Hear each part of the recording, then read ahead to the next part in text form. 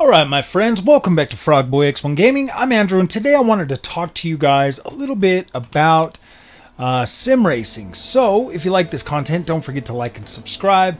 Now I've been sim racing for about 5 years now, and basically the thing about today's video is more along the lines of, is it worth the investment that you're gonna make? And the reason why I think like right now is kind of important for me to make this video, but I'm gonna drive why I talk to you guys too. I kind of feel like this is a little bit important to make because when I first started sim racing 5 years ago, I actually bought like a Thrustmaster T150, and that was my way into it. I was like, man, I want to at least try it and see how it is, and you know, looking back at all the money that I spent on sim racing, it was to the point where I was like, I was just throwing away money buying these products at first, and now it's like, oh my gosh, man, like what a freaking experience that this really is. So we're gonna kind of talk about, like, is the investment in sim racing worth the money, and how much should you spend to have a good experience? Because there's basically what it all boils down to. So let me go back, let me rewind. 5 years ago, I was, you know, Gran Turismo Sport was just barely out. I was like, man, I wanna play this, you know, because I've never really liked playing racing games on a PlayStation controller. Xbox was fine. I mean, I could play like Forza and all that stuff on an Xbox controller, but the PlayStation controller, I would always have to set the D-pad for my steering, and that just made that game like really unfun to play. Like, it wasn't fun. It was kind of uncomfortable. Just never worked out good for me. So I ended up investing in that T150, and I hooked that thing up to a desk at first, and I was like, okay, you know, this isn't bad. You know, I literally had to screw the freaking the pedals for that thing, those plastic pedals, to the floor, and then I'm not even gonna lie, guys, I almost gave up on sim racing because my cat had freaking chewed up the pedal cord so bad that I was unable to use those pedals anymore, and I did rewire them, but it made the cord like super short, and so I was almost ready to give up on the sim racing experience. But then I bought WRC8. WRC8. I bought WRC8 on the Xbox. And so I was like, you know what, man? I'm just gonna buy the TMX. It comes with the same pedals. I can use them on the PlayStation 1. Sorry guys, I'm not really paying attention to the driving part of this right now, like I should be. So what I did was I bought the TMX, and I just swapped out the pedals. You know, if I wanted to play Gran Turismo, I would just throw on the T150. If I didn't, and if I was playing like another game, you know, on like the Xbox, then I would throw on the TMX. At first, that was actually pretty fun, you know, playing like Forza and all of the track racers on that. It was fine. Like, it was getting the job done. But I quickly found myself in a point where I was like, dude, the table and having the pedals screwed to the floor just isn't working for me. So I bought a stand, like a wheel stand. I paid like another $100 from that. Just bought one off of Amazon that I was like, yeah, I'll just give this one a try. And that one, you know, I mean, it worked, but then I had like a chair with wheels that would roll away when I was trying to brake and do all of that stuff. And so I was putting myself, like, learning all of these lessons throughout, you know, my early time sim racing, that if I would have just watched a video like what I'm making right now, maybe I would have made better choices. Maybe I would have done something a little bit differently. So first of all, we gotta get over the first hurdle, and then I moved up and I bought a play seat, and that was fine for a while. But then I ended up upgrading my TMX to the TX, and so I just kept making all of these little decisions that were basically just throwing money in the garbage and putting me and giving me an altered sense of just how incredible sim racing can be with the right equipment. So that is basically the thing. So buying like a belt driven wheel, like a Thrustmaster or something like that, they're not terrible. Like, first of all, I want you to understand that they're not terrible, but I don't think that they really convey the sim racing experience to the fullest. And after utilizing a direct drive wheel for as long as I have now, just over a year, I can tell you that the experience going from like a belt driven wheel to a direct drive wheel is massive. Like it's night and freaking day. Like, you're like, what the freak? And so that there is like a thing that you're like, oh, okay, you know. So after I got the play seat, I reached out to Next Level Racing. Thank them for sponsoring, or not sponsoring this video, but for providing the FGT cockpit for me. And when I first got that, I was a bigger guy. I was like 335 pounds. So finding a good, comfortable cockpit was actually very challenging. And that was actually one of the ones that I was looking at, was the FGT. I was looking at like the flat seat and all of that stuff. And I'll tell you what, that thing worked miracles for me. It made everything incredible. And then I finally just bought this. The ERS3 seat, the upgrade mod for the FGT. But here's the thing, guys. Like, going from all these different, you know, going through all these things, I feel like I spent more because I bought the play seat than I had to buy like the seat slider and a bunch of other stuff, you know, just to make that experience at least playable on that thing, because that's kind of, the play seat Evolution is basically built for short people. I think like 6 foot and under. It's got the post right in between your legs. So basically, is what I'm saying is, like, trying to cheap out and go too low will actually have a negative impact on your experience. But then again, you don't also have to go like way out of your way and buy like the most expensive stuff. But I will say this, every time I've upgraded for better equipment in sim racing, the experience has gotten better. Like, this ERS3 seat is definitely a little bit better than the flat seat that I had. Just due to the fact that it puts me up just a little bit higher, and I kind of like that a little bit better. It makes me feel a little bit more stable in my overall driving and stuff. So that there's actually a good thing. So basically, is what I'm trying to say, guys, is if you're interested in doing sim racing, and I'm going to tell you this right now, yes, any of that earlier stuff that I bought is definitely suitable and will give you a racing experience. But I didn't find true happiness and true 100% like this is worth it until I started using a direct drive wheel with an actual freaking cockpit that was comfortable and suited for my size. I was like, man, I don't know about this. I liked it and it was fun. But now it's like, wow, this is absolutely incredible. This is incredible. So now I want to talk about my setup. Like I said, I got the Next Level Racing FGT cockpit, which is $499. Next Level Racing was nice enough to send me out a monitor stand as well. I think that adds like another $150 to the overall price of that. The monitor stand that they have that hooks directly to your FGT cockpit is good for a 65-inch TV or 3 32-inch monitors. So you can have one or the other on there and be able to set that up, and it hooks directly to your cockpit. And then for my pedals, I have the Camus LC100 pedals. Thank you, Camus, for sending me out the C12 as well as the LC100 pedals.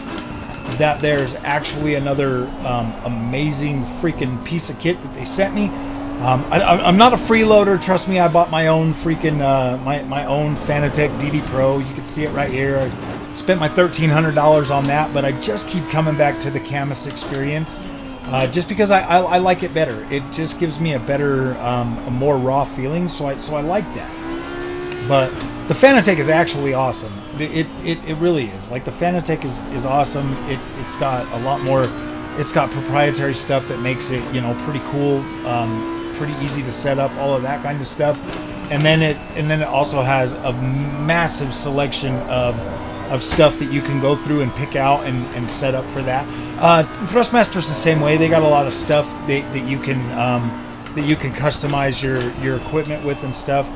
So both of those are both pretty decent options. I do recommend the direct drive experience over the belt driven wheel thing, just because, man, it really takes the experience to the next level. And there's enough entry level there's enough entry level direct drive wheels now that compete and exceed meet and exceed the power of the TX that I had. So not getting a direct drive wheel is a little bit is kind of, I don't know. The price range is there so that you can 100% get a direct drive wheel and still not break the bank. For my whole setup, you know, obviously for the Camus C12 is $549. The pedals are another $250. That there is actually cheaper to get the C12 and the LC 100 pedals for less money than I paid for my Fanatec DD Pro. It's like literally like $30 cheaper to buy the 12 Newton meter Camus over the 8 Newton meter Fanatec. So either way, like, you're looking, I would say, and this is my recommendation for you if you're wanting to get into sim racing. The Fanatec is obviously awesome. Like, it'll work with Xbox, PlayStation, PC, whatever, whereas the Camus is PC only. So overall, the whole cost, and if it's worth it, well, with my LG TV, we're at like $2,500 just for this setup. So what the freak is going on with that? My TV has like this talking thing. Cancel. Oh my gosh. That's kind of annoying.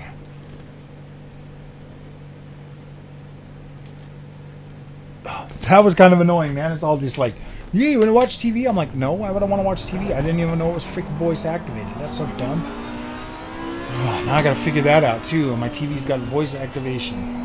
That's actually kind of cool, man. It's got built-in Alexa.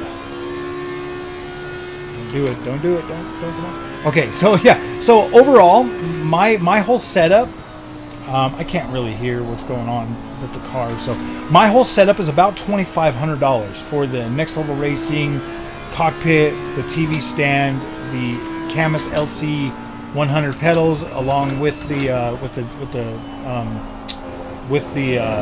oh my gosh, C12. But the other thing with the Next Level Racing cockpits is they come with all of that extra stuff that, like, Playseat wanted to charge me for. You get a butt kicker mount, you get the shifter mount, like you can put a shifter on here, as well as a seat slider, which are all freaking extra if you buy like a Playseat cockpit. So yes, you're actually absolutely getting a really good bang for your buck with Next Level Racing. And, you know, obviously they sent this stuff to me, so yes, I am pretty happy about that. But other than that, like, I've had this thing for 16 months now. I've been rocking this setup for 16 months, and all I have to say for it is good things, man. I've had multiple different direct drive wheels on here now, from 15 Newton meters all the way down to 5 Newton meters.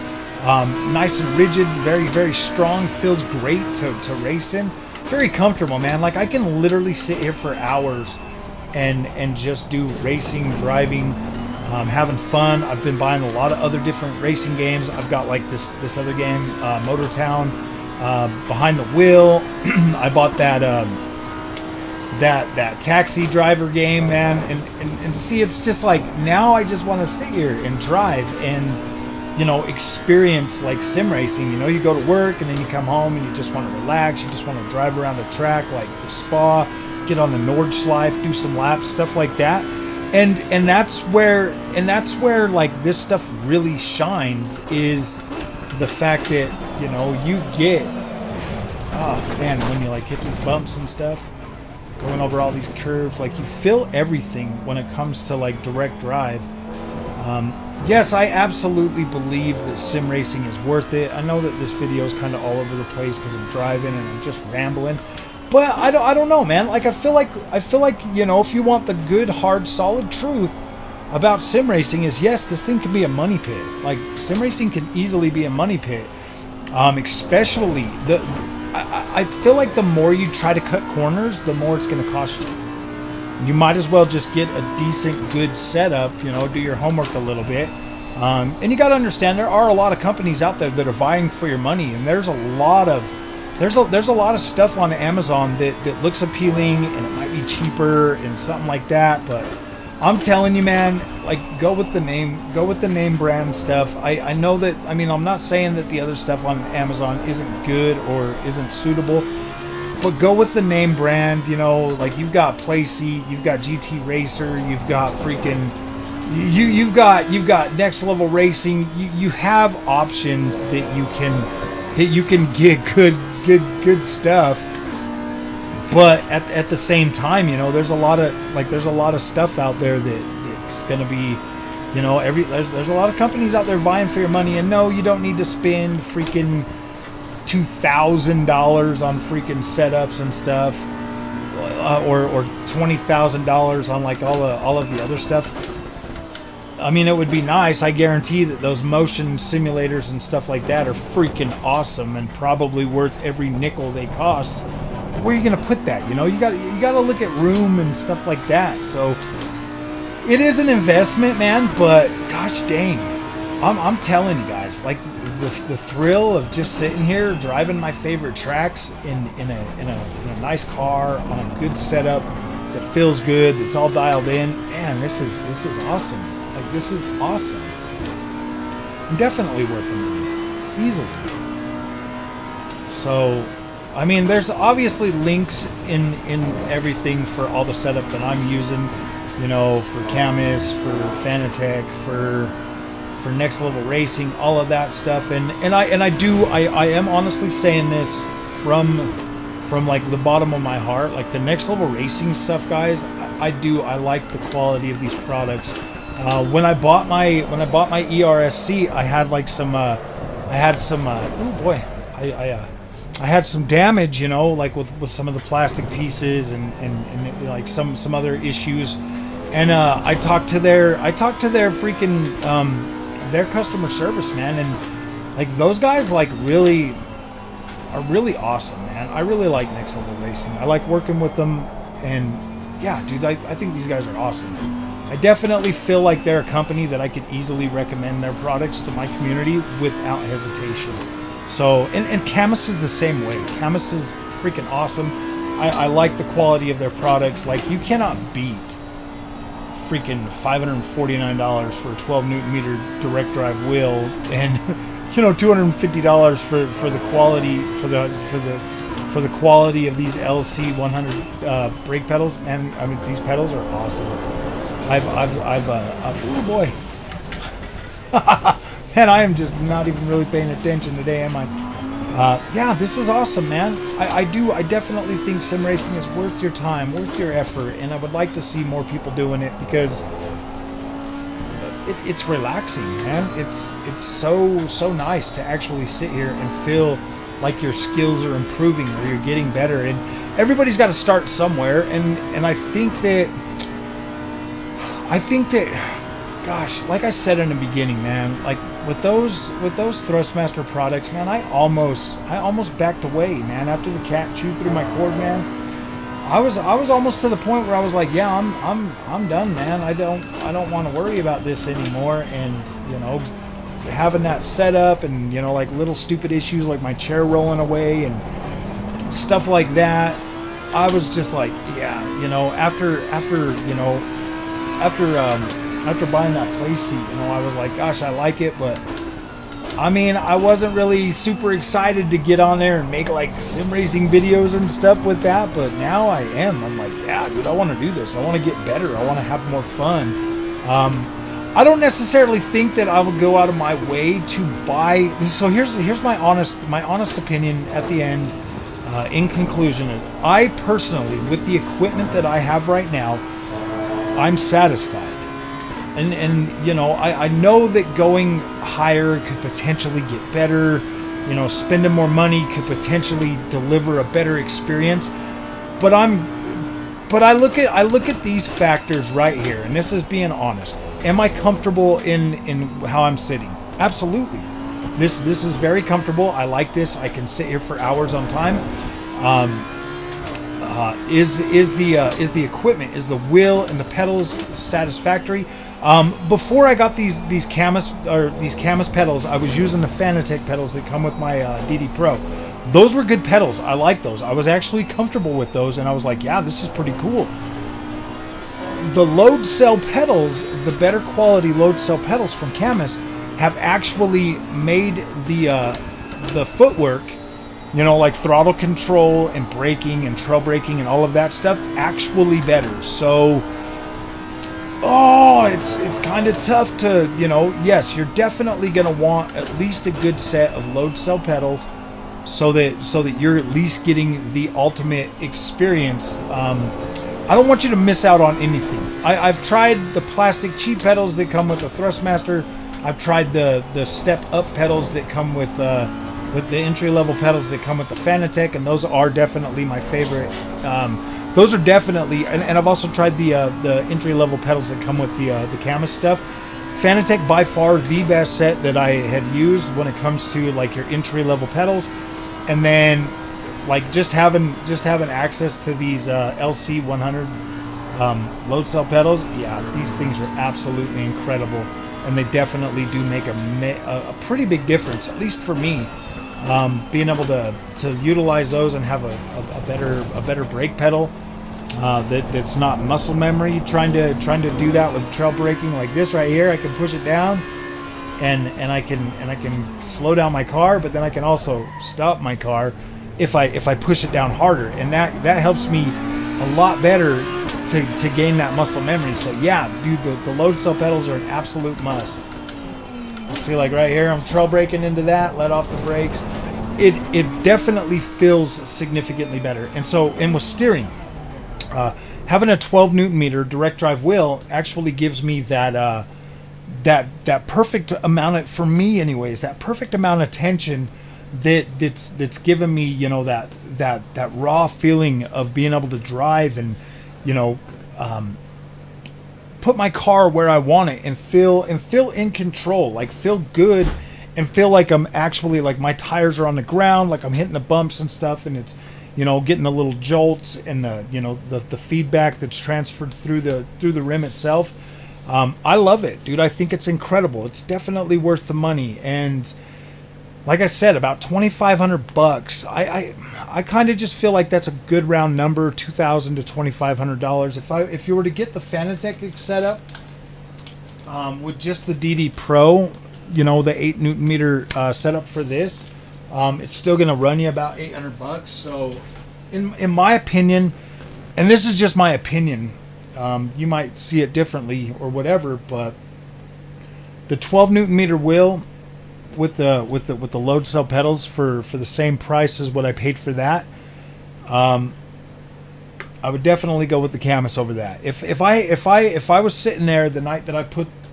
bought this Fanatec, and I know and I know what I know right now, honestly, this is being honest, knowing what I know right now, I would definitely take the 12 Newton meters with those pedals over the Fanatec. Just because, well, I don't, yeah, just because, I mean, I'm mainly doing all my sim racing on PC now, so yeah, this would be the setup that I would choose over the Fanatec. Yeah, I definitely probably would. That would probably be, yeah, dude, that, not probably, this would be the setup that I would choose. I would definitely choose this, the Camus over that. I do like this setup a lot better. The little bit of proprietary stuff that I'm losing out with the Fanatec, and the being able to get in there and set everything up right here from your wheel and everything. Yeah, it does suck to lose all that, and to lose all that, you know, refinement and everything that the Fanatec has brought to the racing scene since like the beginning. You get a lot with Fanatec, like you get a much wider, bigger open ecosystem, a lot more different options for different wheel rims and all of that stuff. You get, you know, different sets of pedals that you can get. You can easily get a load cell setup from Fanatec. You get 100% compatibility with every racing game you play with Fanatec, whereas with Camus, you might not. You might have to wait a little while. Like I'm waiting for one of my games right now to actually deliver support for the Camus. So there are trade-offs. There are trade-offs, but every single racing game that I absolutely love and want to play, Forza Motorsport, Assetto Corsa Competizione, Automobilista 2, Dirt Rally 2.0, WRC, every single one of the racing games that I absolutely love and want to play work perfectly fine with my Camus. And in some ways, with the rally games, I prefer the Camus over the Fanatec. I like that raw feeling with that the Camus delivers over the more refined feeling that you get from the Fanatec. So, and rally racing is obviously my favorite. So yeah, the Camus is like boom for me.